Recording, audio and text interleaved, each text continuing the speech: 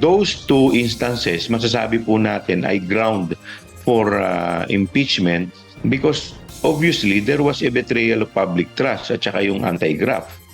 Paggastos ng 16 million pesos na halaga ng confidential funds ng Office of the Vice President sa pagrenta ng safe houses mula December 21 hanggang December 31, 2022.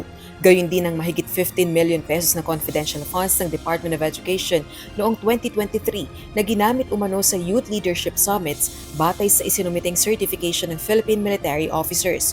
Subalit inihayag ng mga opisyal ng militar na hindi sila tumanggap ng pondo kaugnay nito mula sa DepEd. Wala umanong maayos na paliwanag si Vice President Sara Duterte sa mga tanong ng mga kongresista kaugnay ng mga pondong ito. Ayon kay Manila Representative Joel Chua, ang nangunguna sa pagdinig ng House Committee on Good Government and Public Accountability sa utilization ng pondo ni VP Duterte, may dalawa ng posibleng maging batayan sa isang impeachment complaint laban sa pangalawang Pangulo. Ito ay ang graft and corruption at betrayal of public trust.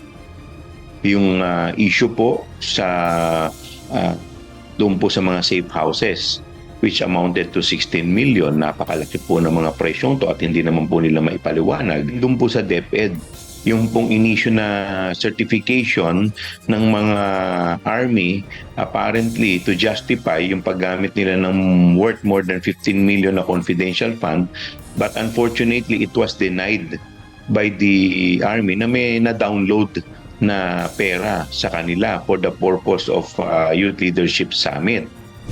Samantala kung si House Senior Deputy Speaker Representative Dong Gonzales ang tatanungin, posible nang sampahan ng kasong plunder si VP Duterte. Pagkamal ng yaman sa iligal na paraan ang kasong plunder na hindi bababa sa 50 milyong piso at kadalasang nasasangkot sa kasong ito ang mga opisyal ng gobyerno. Ayon kay Congressman Gonzales, kung hindi makapagbibigay ng malinaw at sapat na paliwanag si VP Sara kung papaano ginamit ang pera, tungkulin ng mga mambabatas na ituloy ang kinakailangang mga legal na hakbang, kabilang na ang kasong plunder.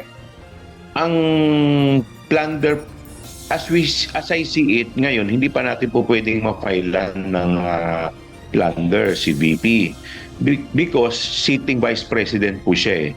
So ang dapat po muna is sampahan, mag-ano muna siya ng impeachment. Wala pang tugon hinggil sa mga isyong ito si VP Sara.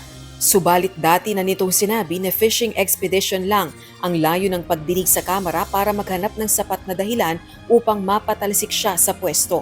Rosa Licoz, UNTV News and Rescue. Diyos ang aming sandigan, serbisyo publiko ang aming pinahahalagahan.